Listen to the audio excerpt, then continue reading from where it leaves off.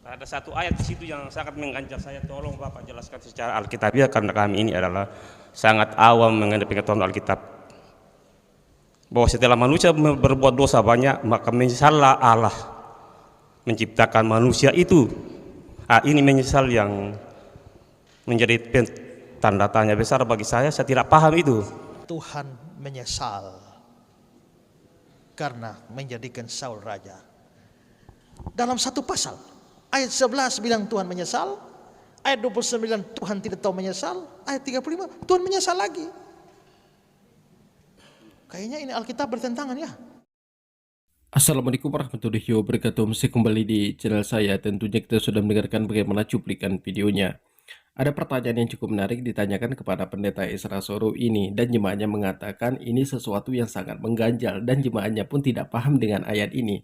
Kenapa Tuhan itu bisa menyesal menciptakan manusia? Kemudian di ayat yang keduanya, kenapa Tuhan itu tidak tahu menyesal? Kemudian di ayat yang ketiganya, kenapa Tuhan itu menyesal lagi? Tapi kalau kita perhatikan dari ayatnya memang agak aneh kalau Tuhan itu menyesal menciptakan manusia.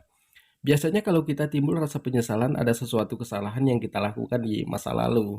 Itulah timbul rasa penyesalan kita atau kita itu tidak mampu untuk mengendalikan dan kita itu dirugikan di masa depan sehingga timbul rasa penyesalan kita itu.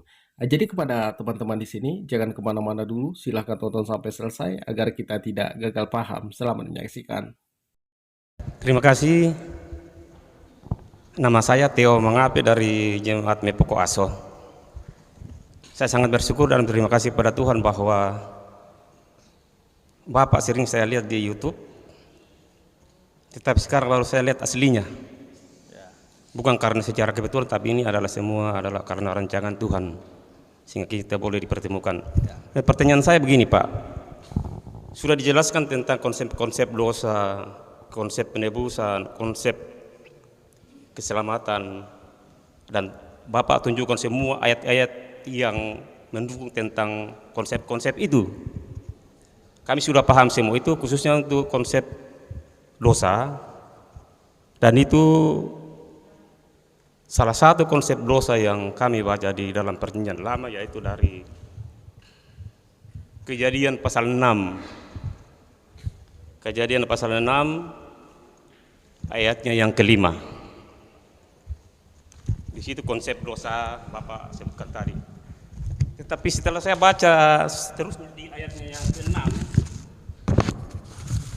ada satu ayat di situ yang sangat mengganjal saya, tolong Bapak jelaskan secara Alkitabiah karena kami ini adalah sangat awam mengenai pengetahuan Alkitab. Bahwa setelah manusia berbuat dosa banyak, maka menyesallah Allah menciptakan manusia itu.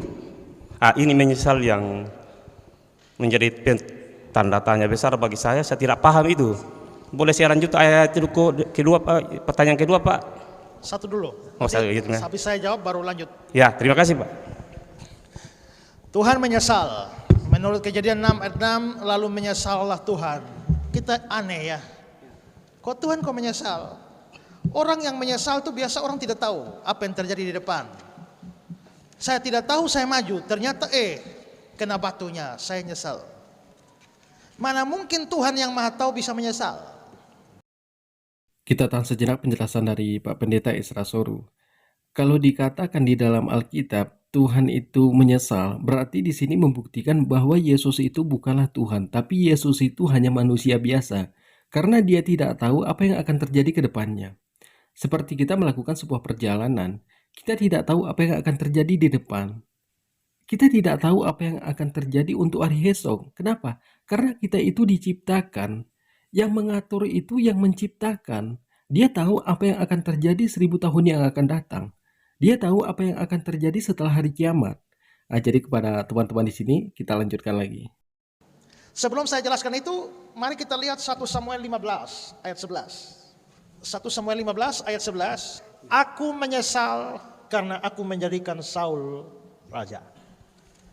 Tuhan menyesal karena Tuhan jadikan Saul raja. Ini kita omong pasal 15 1 Samuel ayat 11, aku menyesal. Sekarang dalam pasal yang sama, lihat ayat 29. 1 Samuel 15 ayat 29. Lagi sang mulia dari Israel tidak berdusta dan dia tidak tahu menyesal sebab dia bukan manusia yang harus menyesal.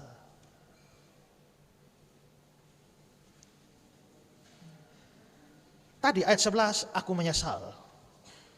Sekarang ayat 29 yang mulia tidak tahu menyesal. Dia bukan manusia yang menyesal. Sekarang ayat 35. Sampai hari matinya Samuel tidak melihat Saul lagi. Dan Samuel berduka cita karena Saul. Dan Tuhan menyesal karena menjadikan Saul raja. Dalam satu pasal, ayat 11 bilang Tuhan menyesal, ayat 29 Tuhan tidak tahu menyesal, ayat 35 Tuhan menyesal lagi. Kayaknya ini Alkitab bertentangan ya? Tidak. Begini, di dalam Alkitab itu ada satu, kalau kita studi lebih dalam soal bahasa Alkitab, itu ada satu bahasa Alkitab yang disebut sebagai bahasa antropomorfis. Antropomorfis itu dibagi dari dua kata, antropos itu manusia, morfe itu gambar.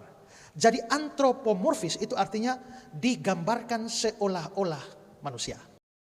Kita sudah mendengarkan bagaimana penjelasan dari Bapak Pendeta Esra Soru ini sampai keluar bahasa antropomorfisnya.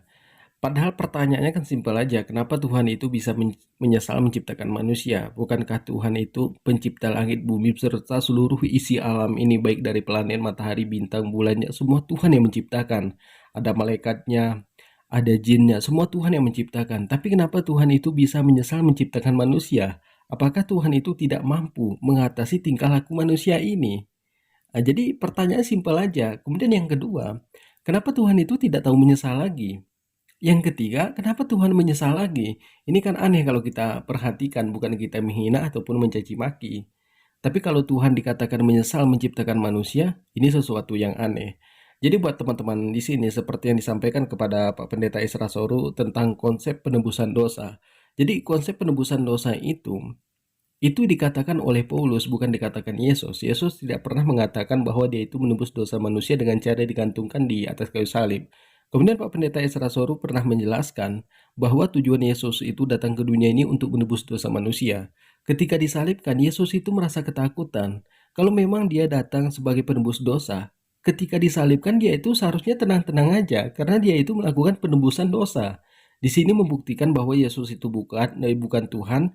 Kemudian Yesus itu bukan penebus dosa manusia. Yesus itu hanya utusan untuk kaum Bani Israel. Tapi kalau kita perhatikan dari penjelasan para pendeta, sepertinya terlalu memaksakan Yesus itu untuk menjadi Tuhan. Jadi kepada teman-teman di sini, bukan kita benci kepada saudara kita yang di Kristen, tapi kita itu hanya menanggapi apa yang disampaikan oleh Pak Pendeta Esra Soru. Jadi mungkin cukup sekian. Assalamualaikum warahmatullahi wabarakatuh.